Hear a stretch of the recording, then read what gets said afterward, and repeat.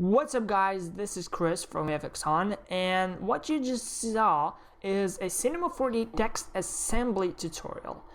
And that's what we're gonna try to make. We're not gonna try to focus on the background, the lens flare, and the materials and all that stuff, or particles right here, but we're just gonna focus mainly on cutting the text like this, like in pieces.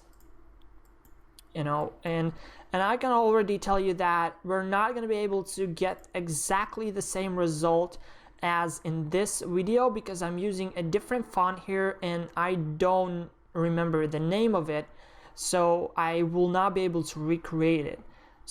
But I'm just going to show you the basic way how you can cut the text, how you can animate it, and try yourself to make something like this. So now what we want to do is we want to make our text from Spline. So do that. I'm going to type FX on. Okay. And now what we want to do is we want to separate each letter from the spline. So pretty much, probably there is a better way to do this, but what I'm going to do is I'm just going to separate each letter by hand. So I'll be back when I'm done with that. Okay, and now what I'm gonna do is I'm gonna turn off all of the layers except for the letter F, and I'm gonna select all of them and move it into its position where it should be, like that. Then turn back on the X, move it into its position, then turn it off, then turn on the O, then turn on the N, and move it into its position there. Like I said, there probably is a better way of doing this, some sort of script or something like that, but yeah, I'm doing it like this. Okay, now what I want to do and what we want to do is we want to split the letters into pieces. For example, this letter V, I want to split it in half. So to do that, I'm going to use a rectangle spline, and I'm just going to decrease the width, and we also want to go into front view. Okay, so decrease the width, something like that. Let's see, does it fit? Yes, and the height, something like that. Okay, and let's see, is it in the middle? Okay, now it is in the middle, which is great. Okay, now let's go back to this view, perspective, and we want to add Spline Mask. And I think it was the rectangle or the spline first, and then the letter thing was like that. And in the mode, go from A union B, but to B subtract A. Yes. Okay. And now the problem is we don't have the other half, right? That's easy to fix. One way of fixing it is by simply moving the rectangle. So let's just go back to A union and simply move the rectangle. See, it shows up. That's one way of doing it. The other way, which I'm gonna quickly show you, well, I'm just showing, and so you duplicate that and you add symmetry and simply drop that in there, and there you have it. You have a perfectly symmetrical object, the other one. So yeah, just pick the way you like to use the best. I'm gonna stick with the way that I did previously, simply moving that. Okay. Like that. So we have two sides, so I'm just gonna quickly name this. It's this side, and it's V, and it's this side, and it's also letter V. And I'm also gonna select them and Alt G to group them like that. Okay, so now I'm gonna skip over the letter F and move to letter X, because for letter X I'm gonna be using a linear tool, and let's see, let's say I will cut this part off of the letter like that. And then what we simply do is we duplicate this spline, we turn the original one off, and then we're going to simply use the selection tool, select all of these points except for these two at the bottom, and then with the move tool we're just going to move it. As you can see, we can move it wherever we want to move it. And let's see which one I want to cut off also. So I want to cut off this part right here at the bottom. So gonna move it like that. And this to here, and this part to here. So it's gonna be cut off like this. Okay. So that's all good. And then again, duplicate, turn the original off, select all of these points, and now including this point, but now we have to exclude, no, actually, we have to exclude both these points. So just select all of the points except those two. And again, select and move.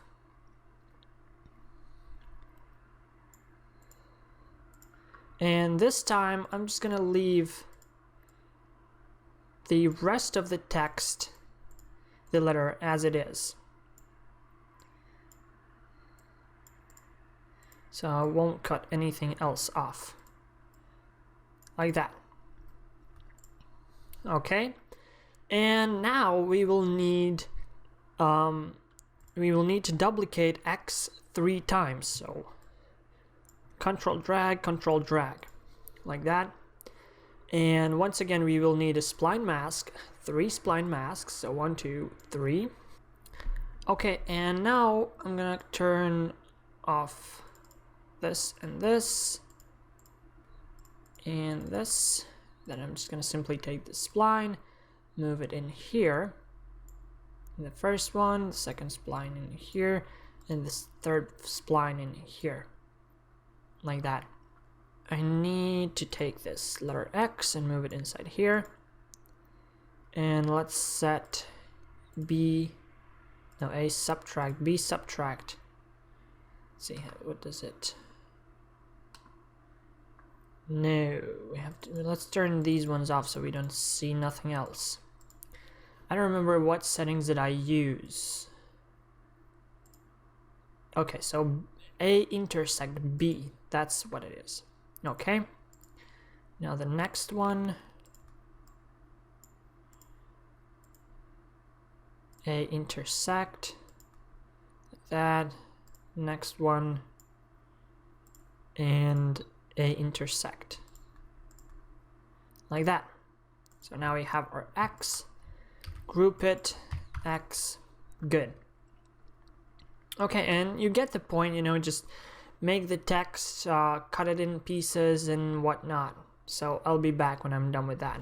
Okay, so I've split my text, and as you can see, B, F, X, O, and N, and at the O, I kind of got carried away and split it in a lot of pieces. I mean, it's good to split the letter in a lot of pieces because it looks a lot better when the text is coming together, when it's assembling, but the animation and everything is gonna be a pain in the ass, so just bear that in mind. But yeah, the more pieces you have for the text, the better it looks.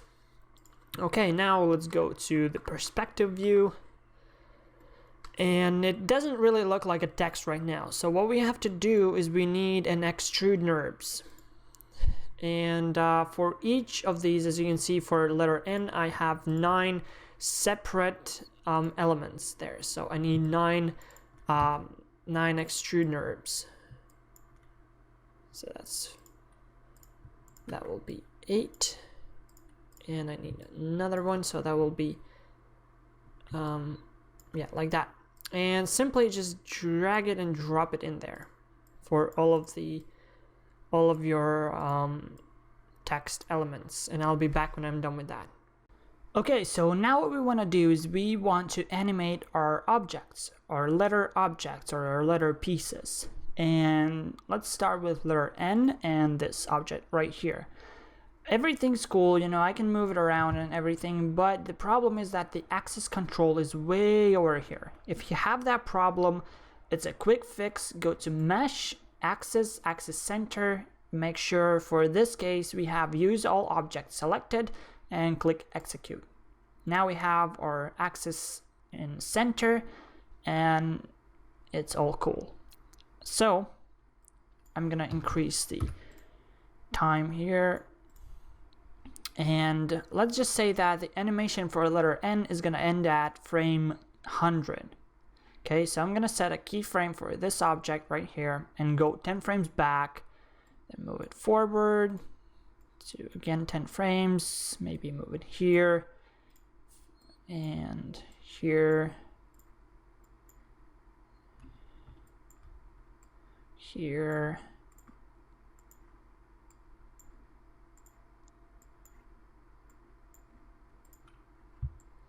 And let's just say it will go on from frame 40 till frame 100. So let's just see how it looks. So it looks like that. And now let's say I want to animate this and this object together. What I can do is, again, I need Mesh, Axis, Axis Center, Execute, and the same for this. Mesh, Axis, Axis Center, Execute. So what we do is we simply select both of these objects, set a keyframe here, and again 10 frames back, move it here, 10 frames back, move it maybe here, 10 frames back, move it, I don't know, let's move it here, 10 frames back, move it forward,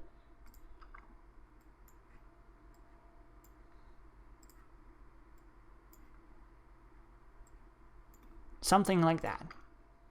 How it looks together. It looks pretty smooth, and you know, you just animate it like that for all of the objects, and you know, do your animation. So I can't really like show you exactly what I did in the preview because the font is different and your text is probably different than I'm using here. It's not VFX on, I think.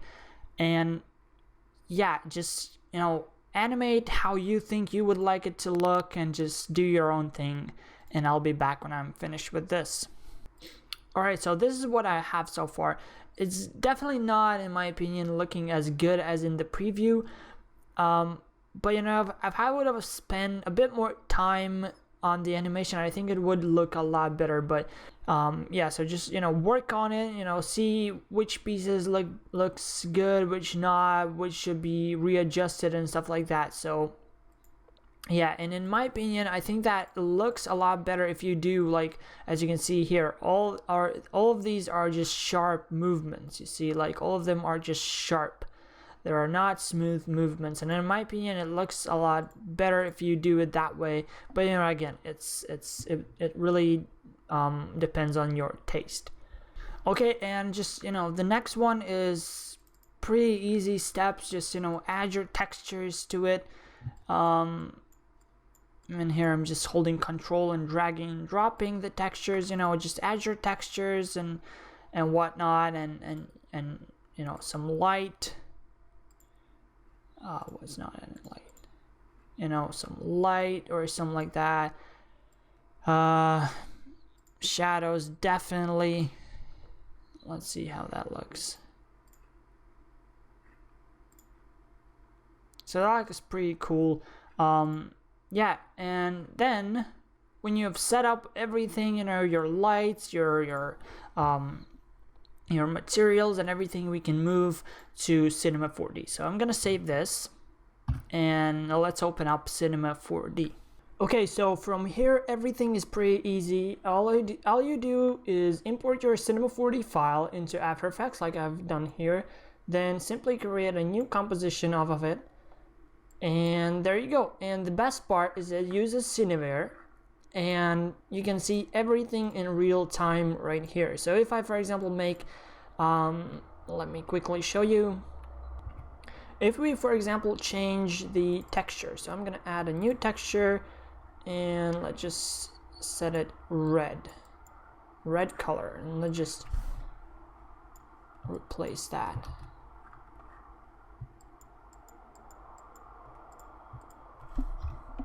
Okay, save, and now let's go back into After Effects, and there you go. The changes have been made. The color is now red, so that's really awesome here.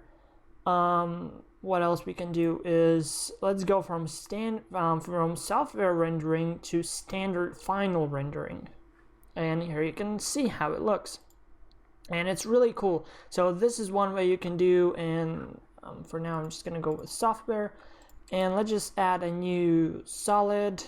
Let's name it particles, and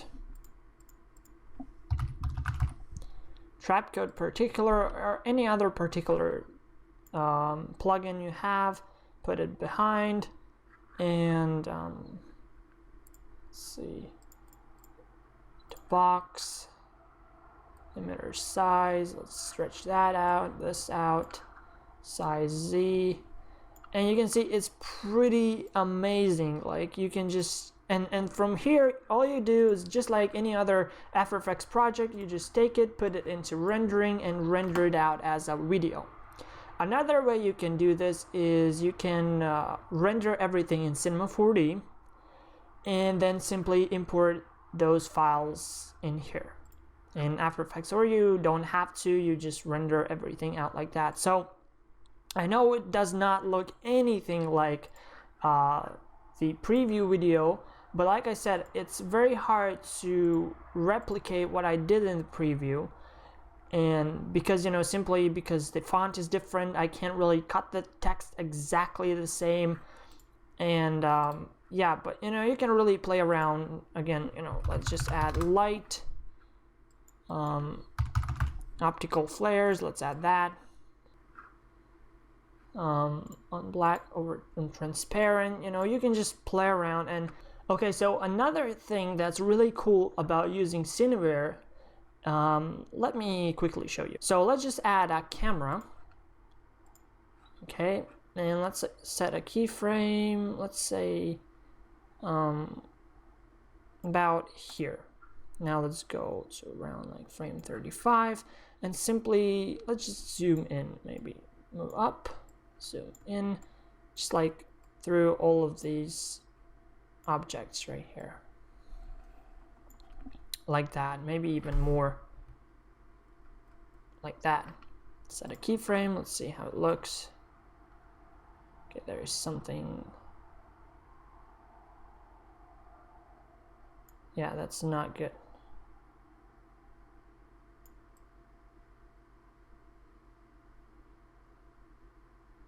Okay, that looks good. All right, and now let's save this.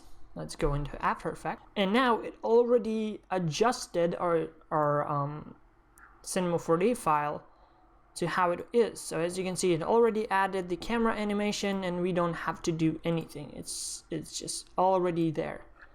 Another cool thing we can do is we can click Extract Cinema 4D Scene Data. So now we have our camera here, which is I don't know, yeah, we can see the keyframes here and everything. So it moves exactly the same as the one in Cinema 4D file.